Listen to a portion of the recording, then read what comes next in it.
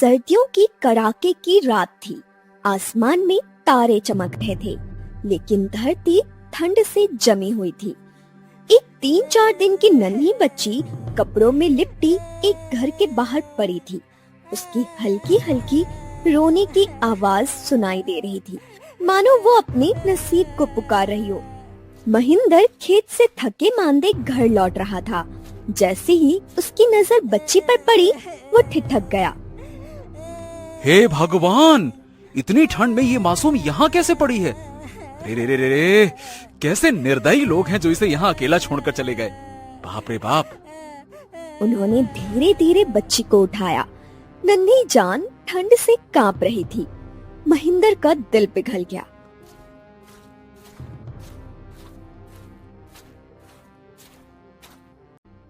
अरे भाग्यवान, अरे ओ भाग्यवान, सुनती हो? देखो भगवान ने हमें क्या दिया है। शालिनी, उसकी पत्नी, रसोई से भागी भागी आई। बच्ची को देखकर उसकी आंखें नम हो गई। इतनी ठंड में किसने इसे ऐसे छोड़ दिया? कितनी प्यारी है ये। महिंदर ने बच्ची को शालिनी की गोद में दे दिया।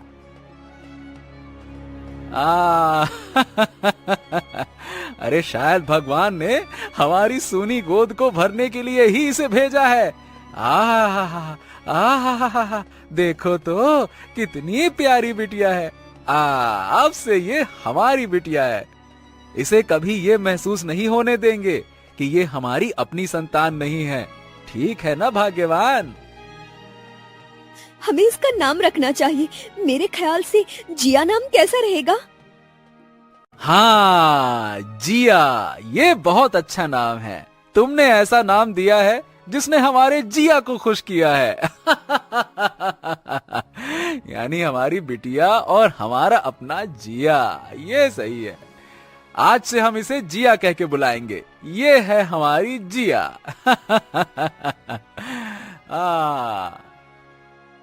शालिनी ने बच्चे को गले से लगा लिया। उसकी ममता उमड़ पड़ी। गांव के चौपाल पर 4-5 आदमी बैठे थे।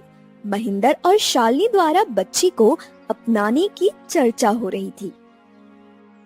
अरे राम राम राम, आखिरकार ये होगा कौन जिसने इस नन्ही सी बिटिया को इतनी सर्दी भरी रात में छोड़ दिया? अरे कैसे निर्दयी लोग हैं इस दुनिया में। अरे बिल्कुल सही कहा। ये तो मेरा सुनकर ही दिल बैठ गया। इतनी छोटी सी नन्ही सी प्यारी सी गुड़िया, अगर महिंदर समय पर ना देख पा तो पता नहीं क्या हो जाता। महिंदर और शालिनी ने उसे अपनाया है। खुद उनकी कोई औलाद नहीं है, लेकिन इतनी ममता दिखाकर उस बच्ची की जिंदगी बदल दी है। सच में बड़े नेक इंसान हैं ये दोनों। अरे ये सोचो, अगर वो बच्ची मर जाती तो? है? हाँ, शालिनी और महिंदर ने भगवान का काम किया है, भगवान का। इस गांव में ऐसे लोग आज भी हैं, ये सोचकर बड़ा गर्व होता है। हाँ। हाँ, बिल्कुल सही कहा। और सोचने वाली बात ये है कि जिसने बच्ची को छोड़ा उसका दिल तो पत्थर का ही होगा। मुझे मिल जाए तो मैं तो ऐसे मार मार के उसको लटा लटा के लुटा दूं मैं। बड़ा आया। अरे भैया, जब बच्ची पालना नहीं था तो पैदा काहे कर लिए? है क्या वो जानता नहीं था क्या कि उसकी गलती की वजह से एक मासूम की जान भी जा सकती है? सही कह रहे हो। मिल जाए तो ऐसा कूटे उसको कि दिमाग ठीक हो जाए। लेकिन महिंदर और शालिनी ने साबित कर दिया है कि असली माँ बाप वो होता है जो बच्चे को दिल से अपनाता है। अब ये बच्ची उनके घर की रौनक बनेगी, रौनक। हाँ, और ये भी तो देखो, ये बच्ची कितनी प्यारी है। उसने तो पूरे गांव का दिल जीत लिया है। भगवान उसकी उम्र लंबी करे। जैसे जैसे जिया बड़ी हुई, उसने अपने माता पिता के त्याग और स्नेह को महसूस किया। लेकिन जब उसने ये जाना कि वो उनकी सगी बेटी नहीं है, तो उसके मन में एक सवाल उठा। जिन्हें कोई नहीं अपनाता उनका क्या? यही सवाल उसे बेजुबान जानवरों के करीब ले गया। जिया सड़क पर एक घायल कुत्ते को घर ले आती है। वो उसे सहलाते हुए उसकी देखभाल करती है। जैसे मेरे माता पिता ने मुझे सहारा दिया, वैसे ही मुझे भी इनकी मदद करनी चाहिए। ये बेजुबान भी तो किसी की देखभाल के हकदार हैं। इनका दर्द समझना हमारी जिम्मेदारी है। महिंदर ये सब देखते रह गए। वो जिया के पास आते हैं और उसे प्यार से देखते हैं। जिया, मेरे बच्चे, भले ही तुमने हमारे खून से जन्म ना लिया हो, लेकिन हमारे दिल में तुम्हारा ही बसेरा है। तुम्हारा ये दयालु और नेक दिल देखकर हमें गर्व महसूस होता है। बहुत अच्छे बेटा, बहुत अच्छे। तुम हमारे लिए भगवान का दिया सबसे बड़ा तोहफा हो। जब हमने तुम्हें अपनाया था, तब सोचा नहीं था कि तुम इतनी बड़ी होकर हमें इतनी खुशी दोगी। तुम्हारा दिल बहुत बड़ा है बेटी। जिया मुस्कुराती है और अपने माता पिता को देखकर सुकून महसूस करती है। घायल जानवर भी अब आराम से सो रहा होता है। अगली सुबह होते ही राजा, राजकुमार, मंत्री, शिकारी और सैनिक एक साथ जंगल के भीतर घुसते हैं। पेड़ों के बीच सूरज की हल्की किरणें मुश्किल से पहुंच पा रही थी और जंगल के पंछियों की आवाजें आ रही थी। रुक जाओ।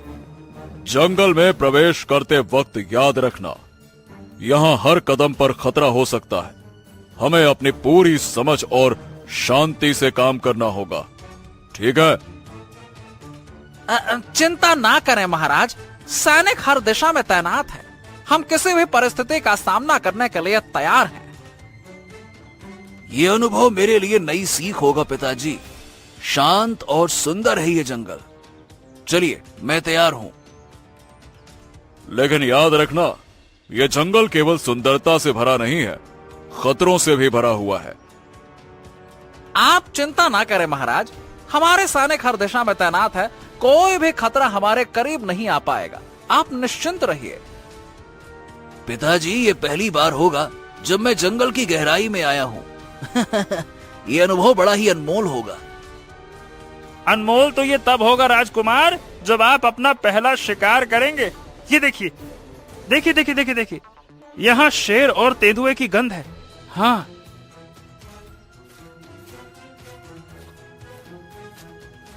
जिया अपने घर के पास घायल जानवरों की देखभाल कर रही थी। तभी वो दूर से जंगल में शोर सुनती है। वो पेड़ों के बीच छिपकर देखती है कि राजा, राजकुमार, मंत्री, शिकार और सैनिक शिकार के लिए जंगल में घुस रहे हैं। ये राजा और उनके लोग हैं। ये जंगल क्यों आए हैं? कहीं ये शिकार करने तो नहीं आए? जिया जल्दी से अपने घर भागती है और अपनी माँ शालिनी और पिता महिंदर को सब बताती है। माँ, बाबा, राजा और उनके लोग जंगल में आए हैं। लगता है वे शिकार करने आए हैं। ये गलत है, हमें कुछ करना होगा।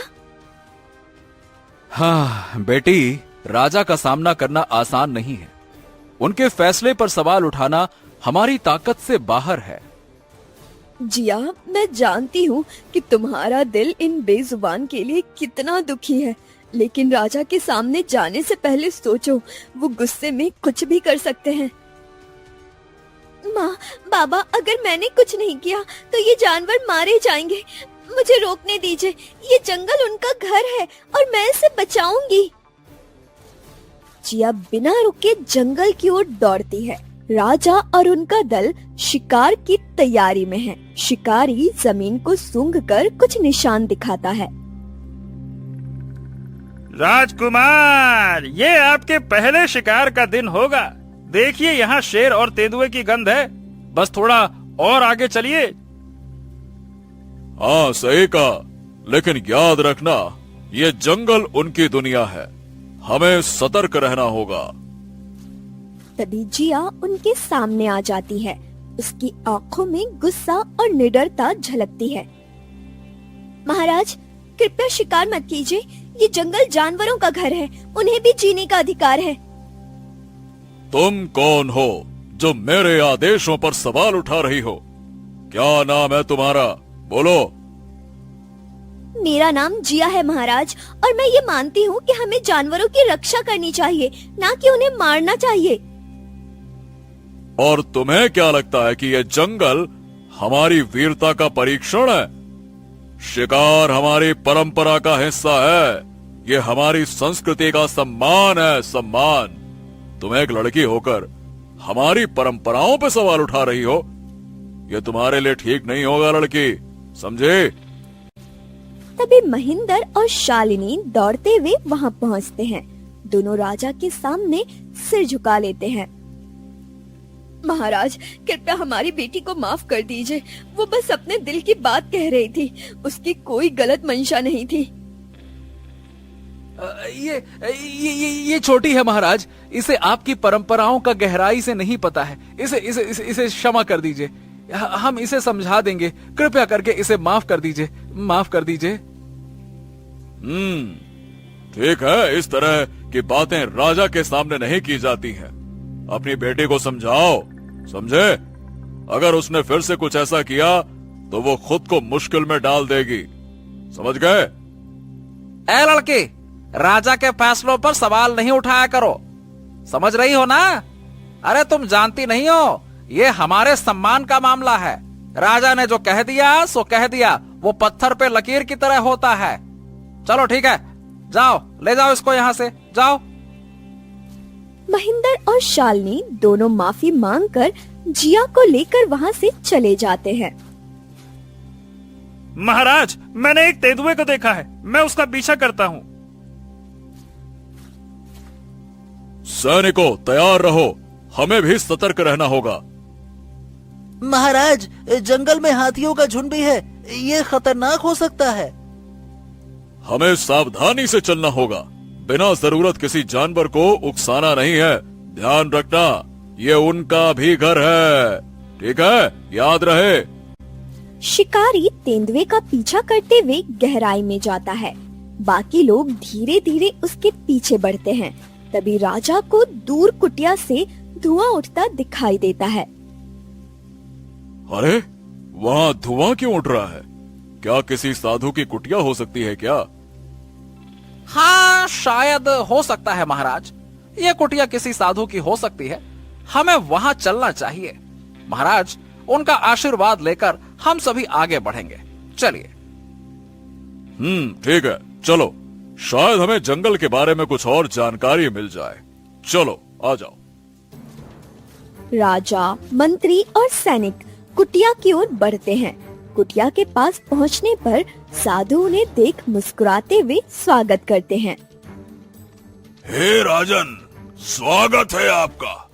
इस जंगल में कई खतरनाक जानवर हैं, विशेष रूप से एक बाघ इन दिनों आसपास देखा गया है। कृपया सावधान रहें उससे। साधु महाराज, आपकी चेतावनी के लिए धन्यवाद। हम सतर्क रहेंगे अवश्य ही। साधु महाराज, ये बाघ जो है वो कितना खतरनाक है, क्योंकि उसी का शिकार आज मैं करूंगा। क्यों पिताजी? वो बहुत तेज और चतुर है, कई बार शिकारी भी उससे बच नहीं पाते। याद रखना। राजकुमार, मैं आपको शिकार पर जाने से रोकता हूँ। ये जंगल जीवों का घर है, उनकी हत्या से केवल विनाश होगा। कृपया इस जंगल की शांति भंग ना करें। साधु महाराज, मैं आपकी बात समझता हूँ, लेकिन ये हमारा अधिकार है। हम यहाँ अपने राज्य की सुरक्षा के लिए आए हैं और हमारी पुरानी परंपरा है, शिकार जरूरी है। राजा और राजकुमार साधु से विदा लेकर कुटिया से निकलते हैं और जंगल की गहराइयों में शिकार के लिए बढ़ते हैं। जंगल में पहुंचकर टोली को दो हिस्सों में बांट दिया जाता है। राजा और राजकुमार एक दिशा में जाते हैं, जबकि सैनिक और शिकारी दूसरी ओर। तभी एक सैनिक गलती से बाकी दल से अलग हो जाता है। वो चारों ओर देखता है, लेकिन जंगल की घनी छाया और अजीब आवाजें उसे और घबरा देती है। ये आवाजें, बाघ, हाथी, अरे मैं कहाँ गया, मैं कहाँ गया, ये क्या हो रहा है, ये क्या हो रहा है। सैनिक को दूर से बाघ की दहाड़ और हाथियों की चिंगार सुनाई देती है। डर के मारे वो दौड़ने लगता है। घबराहट में वो जंगल के और गहरे हिस्से में चला जाता है, जहाँ रास्ता और भी अनजान और डरावना हो जाता है। महाराज, एक सैनिक हमसे बिछड़ गया है। क्या? अरे कहाँ गया वो? शायद गहरे जंगल में चला गया होगा महाराज। हाँ तो ठीक है, हम सभी को उसे ढूंढना होगा, उसे किसी भी हालत में वापस लाना होगा।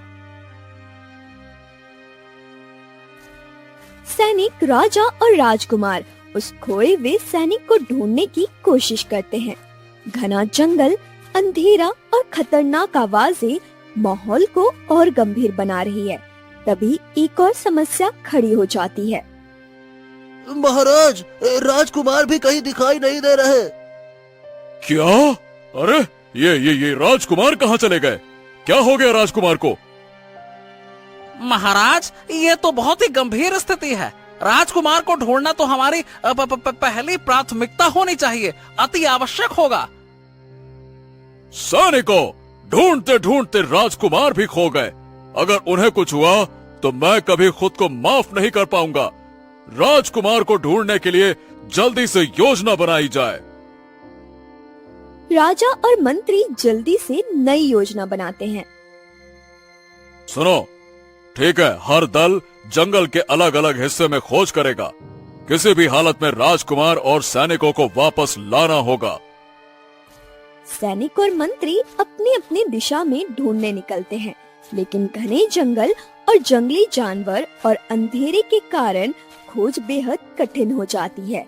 घंटों ढूंढने के बाद कोई सफलता नहीं मिलती। राजा और मंत्री बेहद परेशान हो जाते हैं। राजा अपनी टोली के साथ पास के गांव पहुंचते हैं। मेरे पुत्र राजकुमार और एक सैनिक जंगल में कहीं खो गए हैं। हमने हर जगह ढूंढा लेकिन वो कहीं नहीं मिले। क्या आप हमारी मदद कर सकते हैं? महाराज, हम जंगल के रास्तों और जानवरों के व्यवहार से परिचित हैं। हम आपकी मदद जरूर करेंगे। महाराज, आप जंगल में खोए हुए लोगों को ढूंढ रहे हैं, हम आपकी सहायता करेंगे। हम जंगल के उन रास्तों पर जाएंगे जहां आमतौर पर लोग भटक जाते हैं। शायद हमें कोई सुराग मिल जाए, लेकिन हम सबको मिलकर ढूंढना होगा, ठीक है? महाराज, हमें तुरंत उस दिशा में जाना होगा। महाराज, हम हमारे दोस्त जो कुत्ता है, हम उसे प्यार से राजू कहते हैं, उसकी भी मदद ले सकते हैं। हम उसकी मदद से उस दिशा का पता लगाएंगे जहां सैनिक गए हो सकते हैं। ग्रामीणों और जिया का परिवार राजा के साथ मिलकर राजा के सैनिक और राजकुमार को ढूंढने के लिए निकल जाते हैं। जंगल में रात का अंधेरा गहराता जाता है।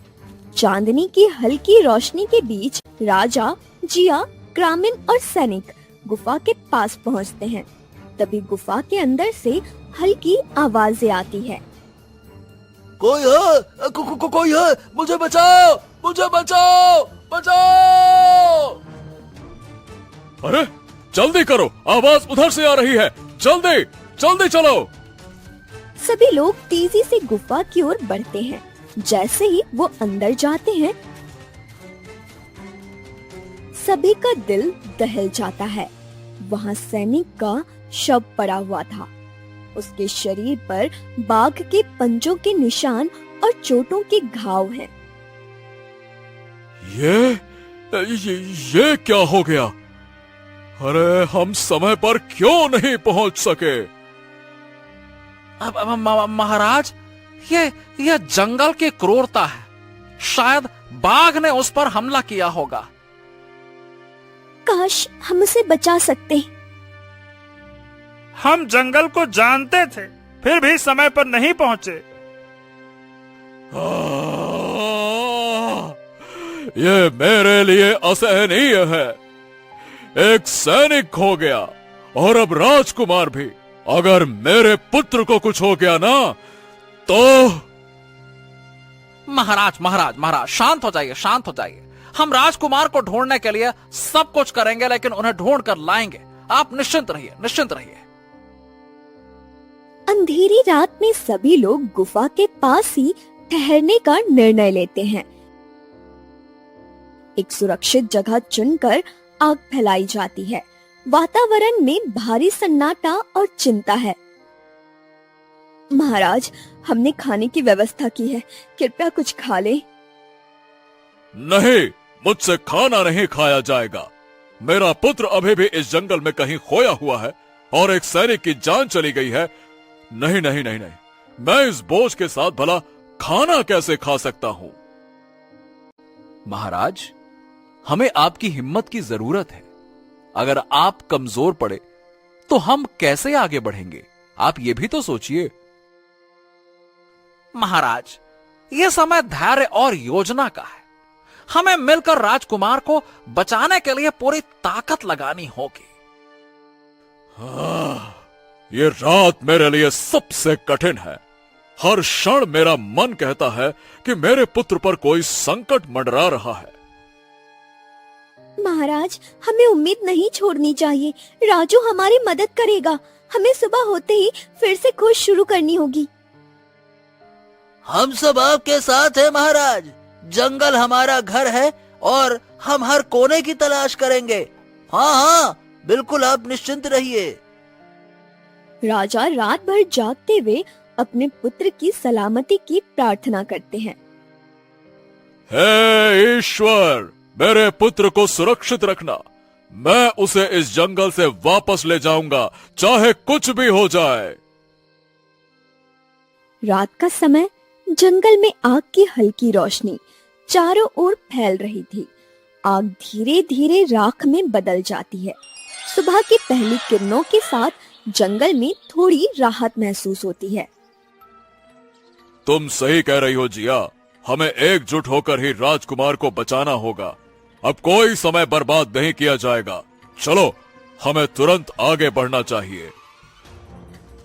जिया, राजू, राजा, मंत्री और सैनिक तेजी से उस दिशा में बढ़ते हैं जहां राजू उन्हें इशारा करता है। जंगल के खतरों और अजीब आवाजों के बीच वे सावधानी से चलते हैं। ठीक है, कुत्ते की मदद से हम राजकुमार को ढूंढ लेंगे। कोई भी चूक अब घातक हो सकती है। जल्दी करो, चलो। सब तेजी से आगे बढ़ते हैं। रास्ते में पंछियों की चहचहाहट और जानवरों की आहट जंगल की रहस्यमयता को और गहरा कर देती है।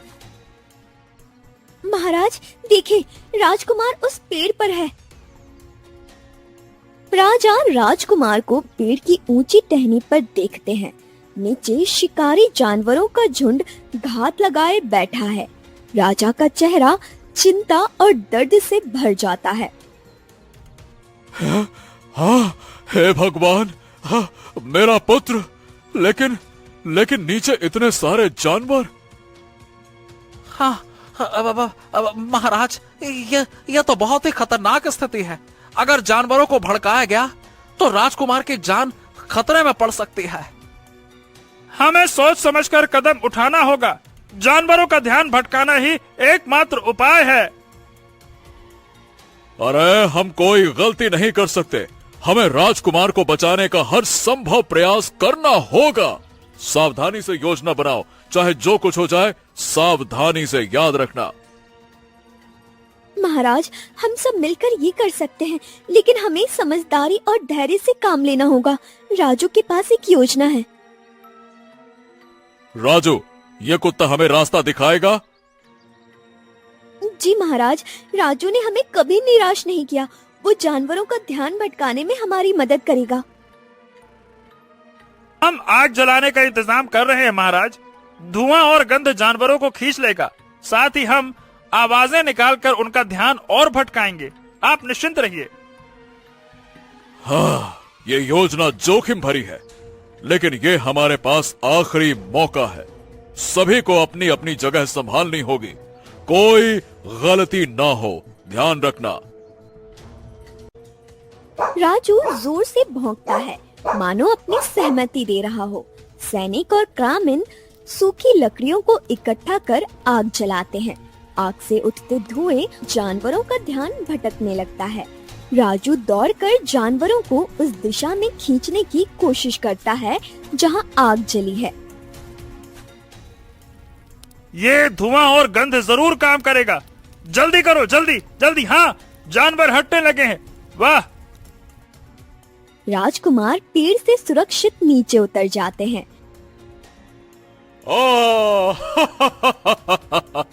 अरे मेरे पुत्र, आ जाओ आ जाओ आ जाओ। अरे तुम ठीक हो, लेकिन तुम हमसे अलग कैसे हो गए? इतने घने जंगल के अंदर क्यों गए? और ये पेड़ पर चढ़ने की नौबत क्यों आई?